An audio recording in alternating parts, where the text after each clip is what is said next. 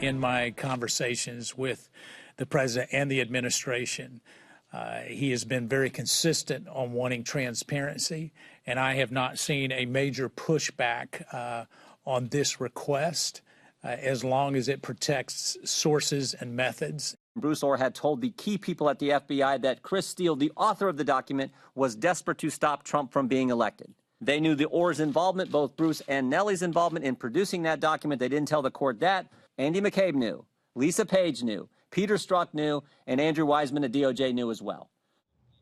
That was Congressman Mark Meadows and Jim Jordan today calling for the declassification of Russia investigation documents that could reveal big-time corruption at the DOJ. Joining me now, the aforementioned congressmen themselves. Welcome to both of you.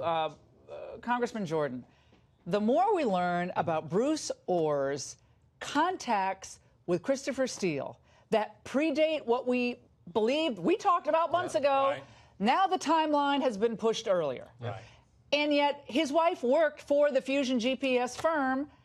Did they not know this at the Justice Department? Why is this conflict not blaring across every media outlet tonight, given what we've learned? No, should be. Yeah, it should be. But you got a top Justice Department official whose wife's working for the firm hired by the Clintons to produce the dossier. The dossier was the key. And everyone at the FBI knew about it. Andy McCabe, Peter Strzok, Lisa Page, and now we know Andrew Weissman, a key player on Mueller's team, knew about it as well. How early did he know about it? They knew about it before they went to the court, the FISA court, and that's the key fact. They knew about the Ohr's involvement, they knew about who paid for it, and they knew what Bruce Ohr told us, that he told the FBI what Christopher Steele said, that Christopher Steele, the guy who wrote it, was desperate to stop President Trump from becoming president. And none of this was in the FISA application, Congressman Meadows. That's correct. Well, we don't believe so. Well, you know, we have not seen the actual FISA application, but from the footnotes that we have, from the memos we have, can it all be declassified? Well, that's what we're calling all of these. Yeah. Listen, the American people need to judge for themselves, and we believe that it is time.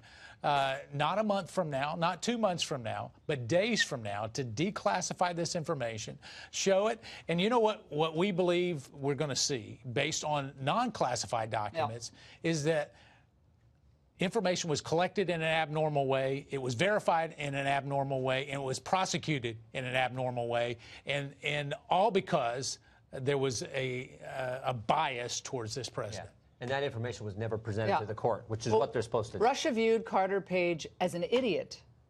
They didn't think they of course they want to recruit everybody. They try to recruit him like he's an idiot, not reliable. They didn't put that in the FISA application either, correct? There was no red flag about that. How do you get an application to spy on Carter Page when the Russians themselves tossed him to the side as this is not someone we can. Well, and Mueller's not even going after Carter Page. I mean, here we are 2 years into it, and we're not doing it. But here's the other thing, Laura. And so I shared with you one of the things that we've recently found out. Oh, is this his exclusive reveal tonight? Let's hear it.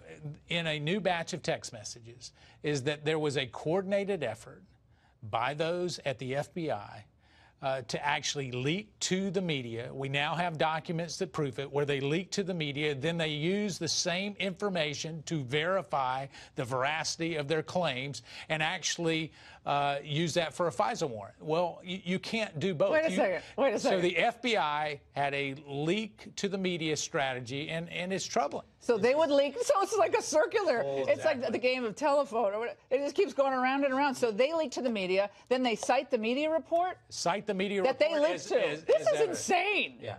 But how? Why do these text messages? They just keep showing up under rocks. Well, and where do you get all these text messages? I've been very critical of the DOJ not. But they're turning them over now. These are new. These are new text messages that we viewed in camera. Okay, so the Solomon report tonight. Again, we referenced Bruce Ohr efforts to secretly reshape the Trump probe started earlier in the summer of 2016. Right. That's important for our viewers to understand why.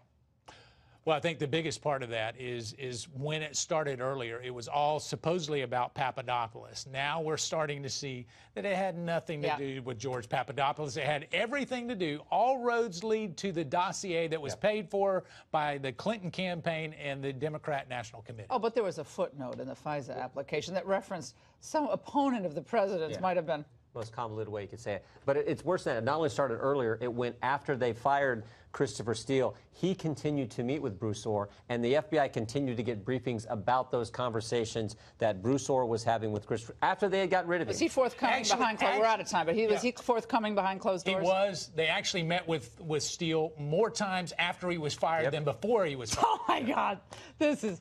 I want the text messages to never stop coming, okay? Because every time we have you two on, the text messages, it's the text messages. Congressman, thank you so much for coming in.